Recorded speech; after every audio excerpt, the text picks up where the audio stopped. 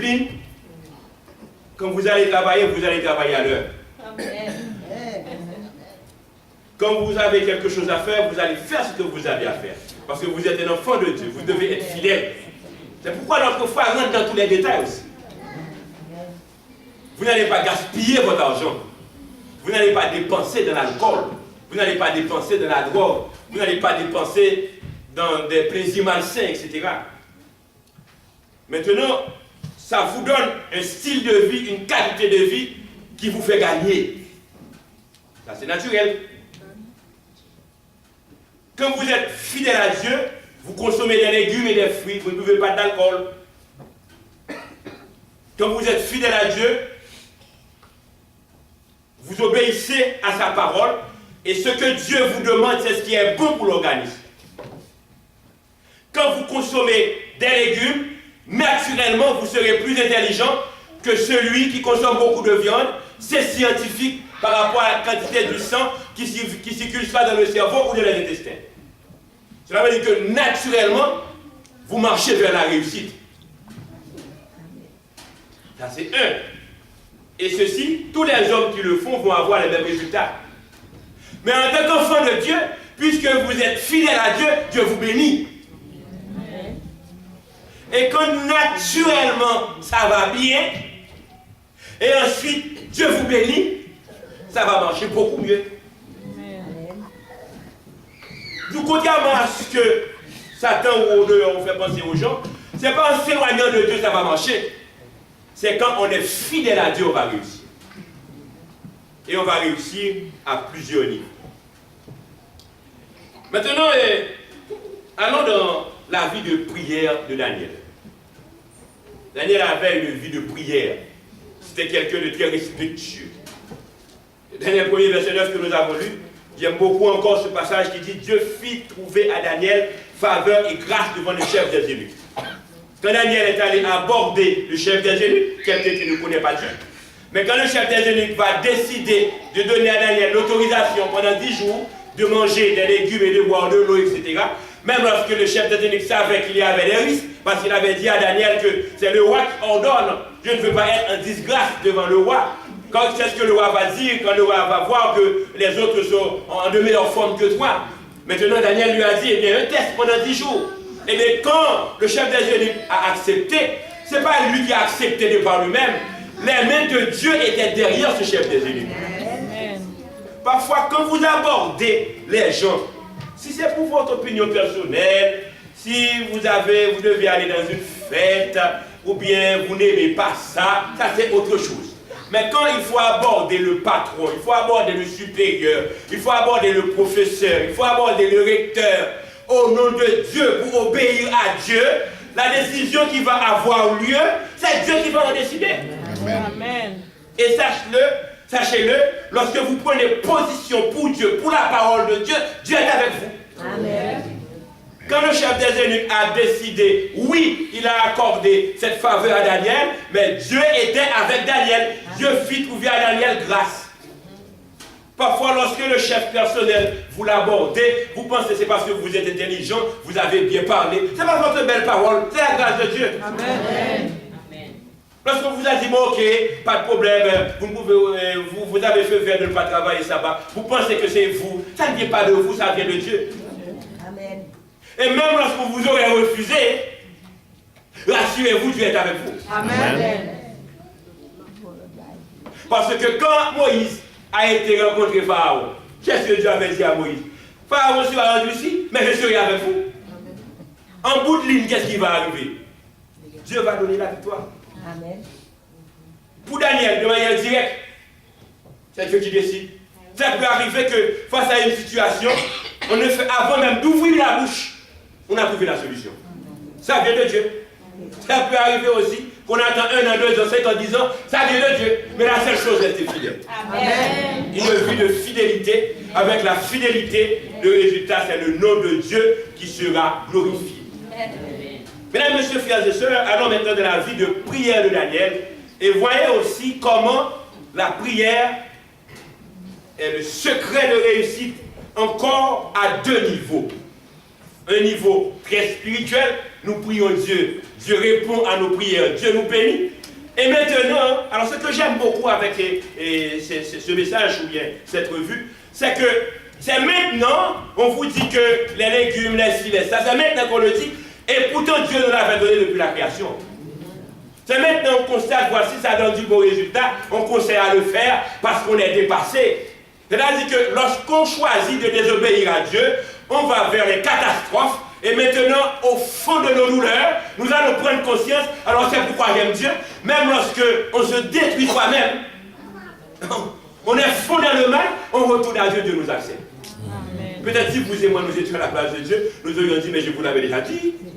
Hein? Mais Dieu va vous dire, il est Dieu de miséricorde. Il va vous accepter encore. C'est-à-dire que c'est maintenant, on le dit, mais Dieu nous l'avait dit depuis toujours. Vie de prière de Daniel, allez dans Daniel 2, versets 16 à 19.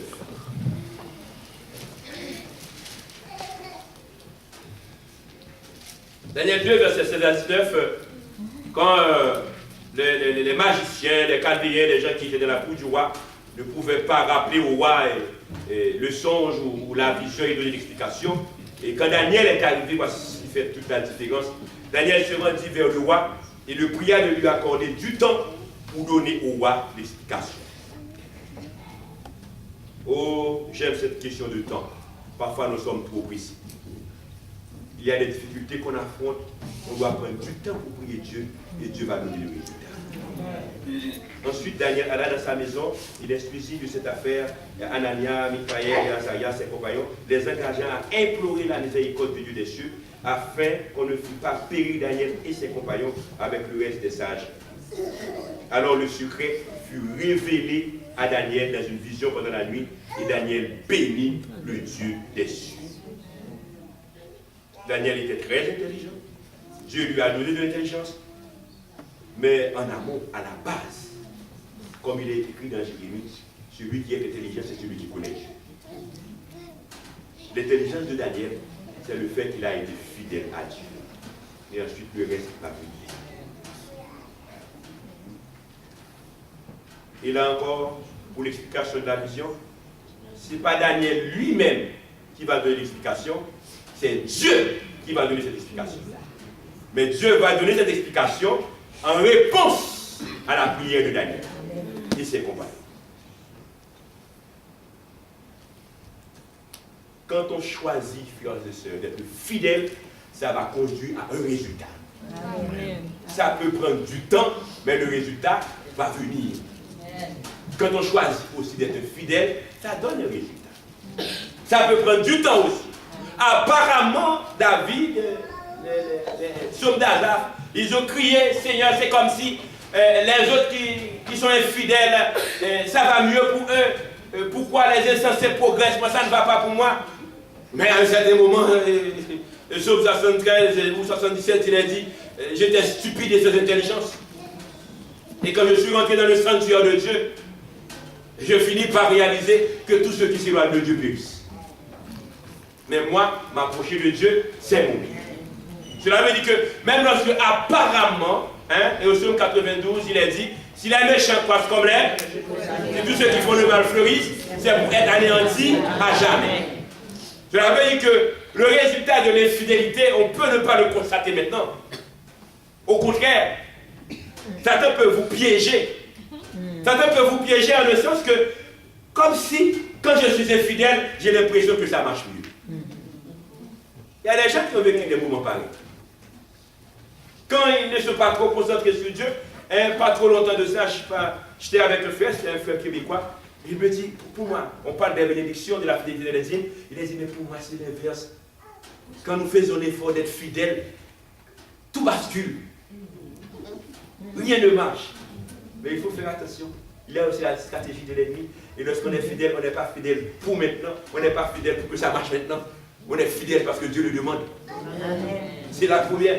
Premièrement, on est fidèle parce que c'est la volonté de Dieu. Et lorsqu'on est fidèle, c'est la volonté de Dieu. L'ennemi ne veut pas que vous soyez fidèle. Lorsqu'on est chancelant, il va vous attaquer. Vous restez fidèle. Et maintenant, Dieu va intervenir. Parce que la fidélité donne un résultat. Et l'infidélité aussi donne un résultat. Le résultat peut ne pas être dans l'immédiat. Dieu n'est pas le Dieu de l'immédiat, c'est le Dieu de l'éternité. Dieu n'est pas limité par le temps. Nous sommes pressés. Parce qu'on ne va pas vivre trop longtemps, 60, 70 ans. Mais Dieu, c'est l'éternité qu'il a devant lui.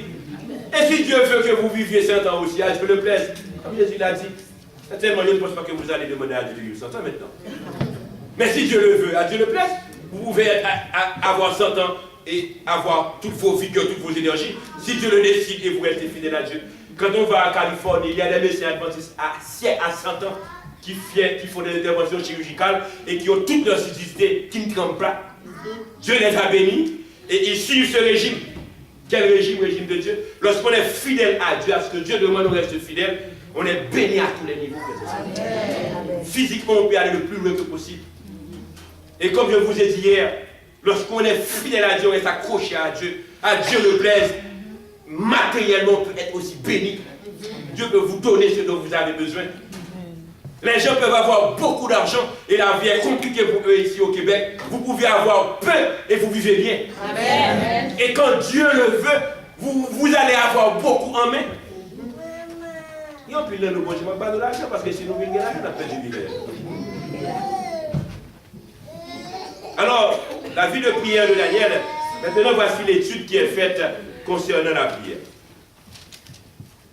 Une étude a prouvé le fait de penser à des thèmes religieux améliore la maîtrise de soi. Seulement penser à des thèmes religieux. On pense à l'étude de la leçon, on pense à la Bible, on pense à un sujet religieux, on se questionne, on cherche la lumière, on ne comprend pas ça trop bien. Ça vous donne une meilleure maîtrise de soi. Le fait seulement de penser à des choses religieuses. Ça, la science le dit, on l'a constaté. En priant, on ne fait de multiplier cette capacité de se maîtriser.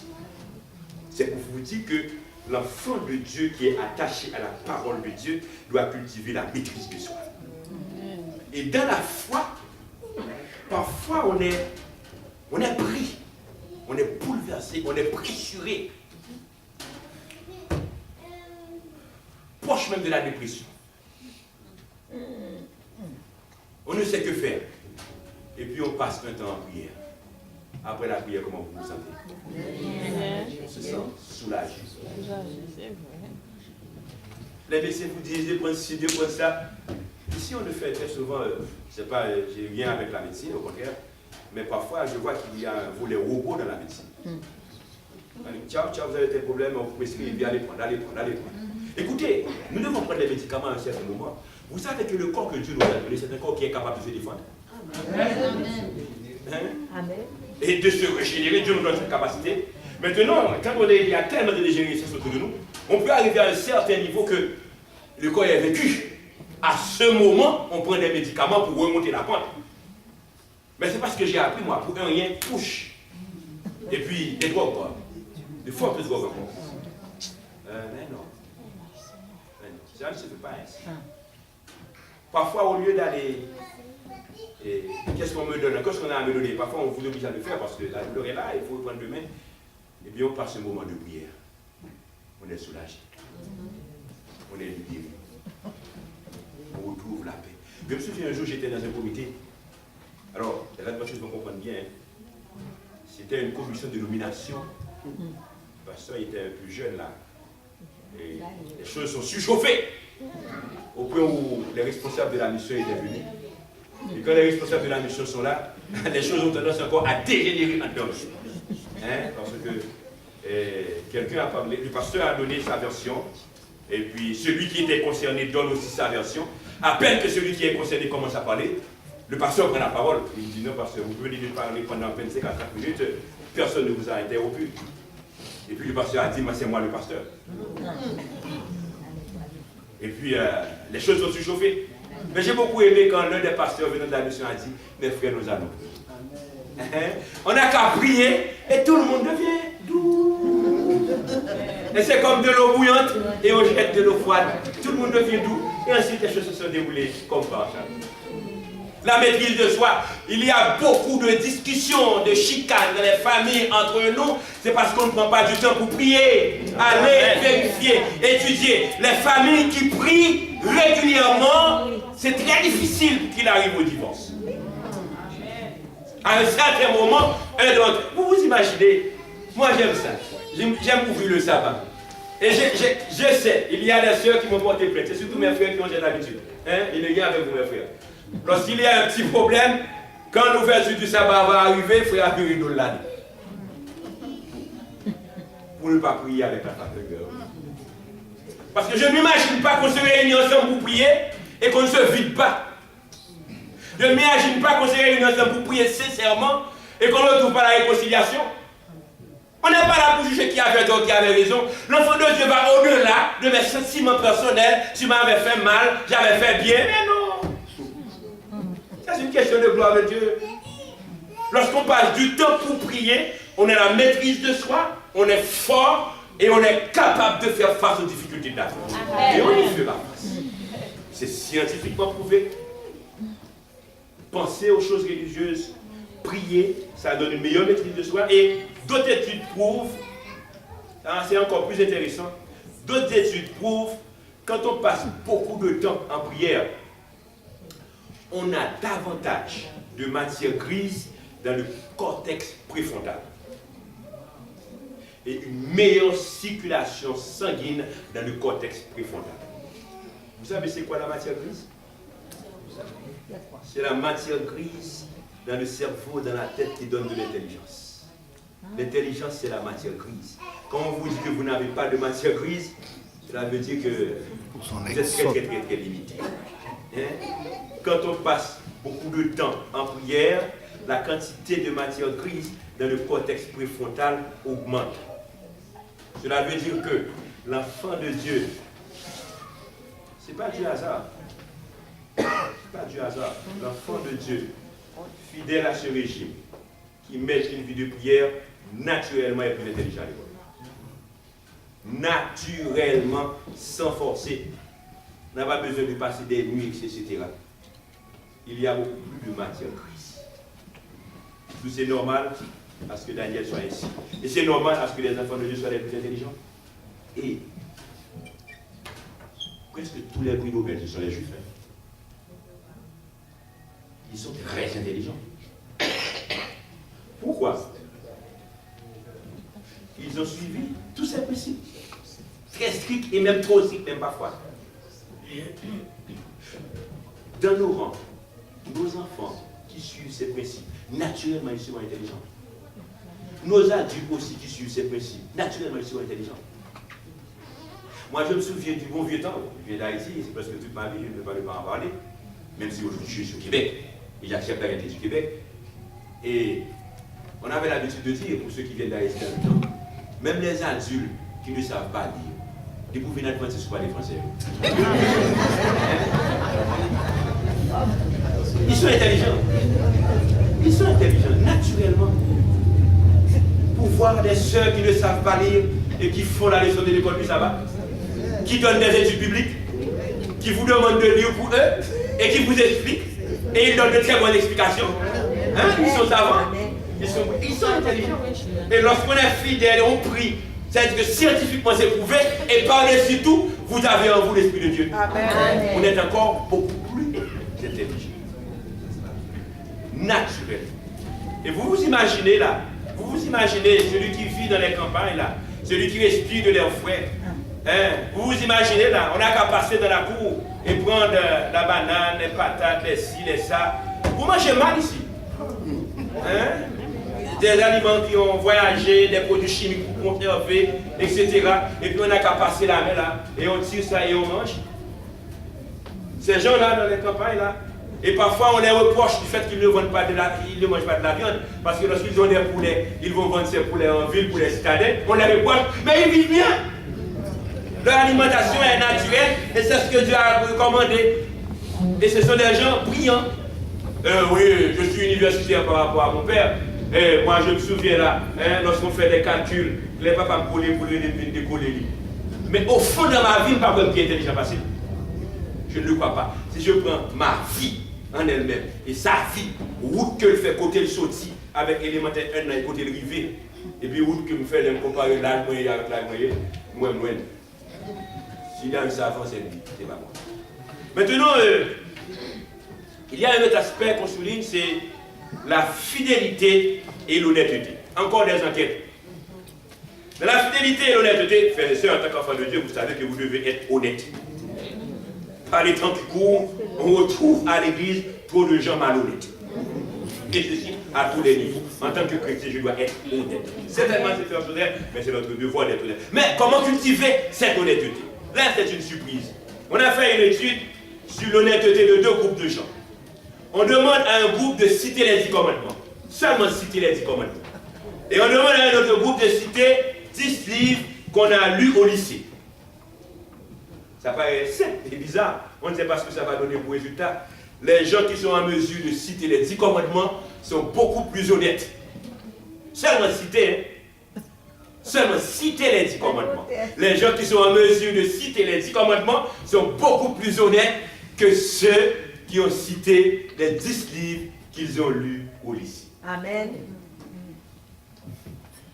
C'est pourquoi nous devons connaître les 10 commandements et nous devons prendre plaisir à les citer.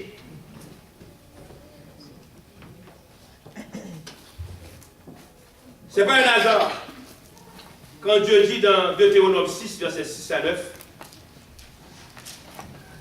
Deutéronome chapitre 6, les versets 6 à 9,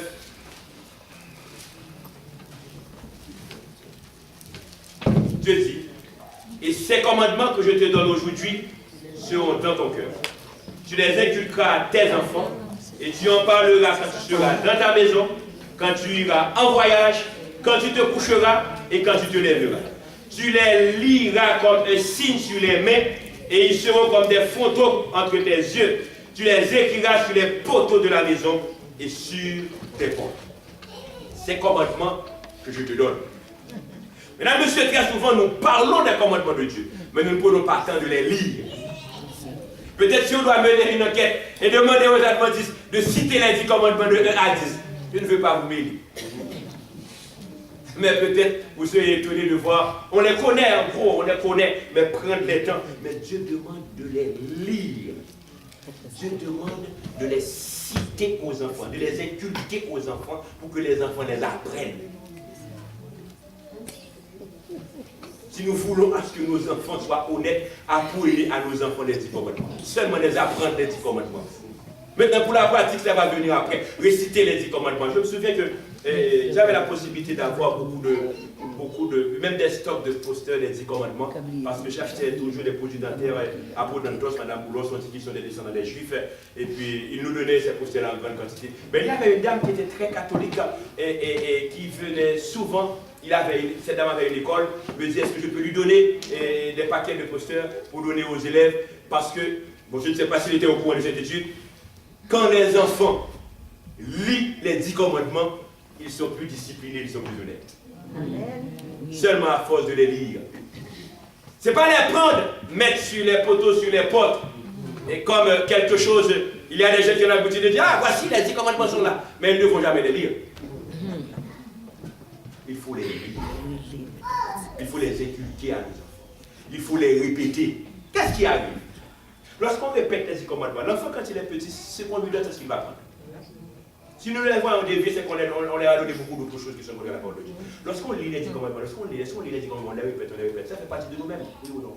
Et puisque ça fait partie de nous-mêmes, à chaque fois que vous vous trouvez face à une situation qui vous demande de désobéir, et puis, il y a un déclic qui se fait, ça monte à la tête, et puis c'est comme si on avait une sensation de frayeur, etc. Et puis on se dit, mais non, on ne doit pas y aller. Et même lorsqu'on vous force à y aller, vous sentez que vous n'êtes pas bien dans votre peau, etc. Il faut apprendre à nos enfants les 10 commandements. Il faut prendre du temps, parce que ce qui arrive, on prend beaucoup de temps pour les études, on prend beaucoup de temps pour le travail, on prend beaucoup de temps pour beaucoup d'autres choses. On prend très peu de temps pour le spirituel. Et parfois, ce n'est pas beaucoup de choses. Imaginez-vous dans une année, si on prend un commandement par mois, hein, pour les enfants petits, je ne sais pas, qui dégradent le route. Si on prend un commandement par mois, pendant 10 mois, l'enfant va maîtriser les 10 commandements. Et nous avons intérêt à ce que nos enfants connaissent les 10 commandements. Premier commandement, tu ne vas pas donner en face. Deuxième commandement, tu vas apprendre machin. Troisième commandement, etc. Et nous avons intérêt à les connaître parce que seulement en citant les 10 commandements, ça nous pousse beaucoup plus vers l'honnêteté. D'où à force de les connaître et de vous engager à les pratiquer, c'est sûr, ça fait de vous une autre personne. Et Daniel, arrivé à Babylone, qui était très jeune, pour avoir cette réaction, c'est parce qu'il les avait étudiés dans son enfance. Et Daniel, pour terminer, dans 2 à 23, verset 1 à 3,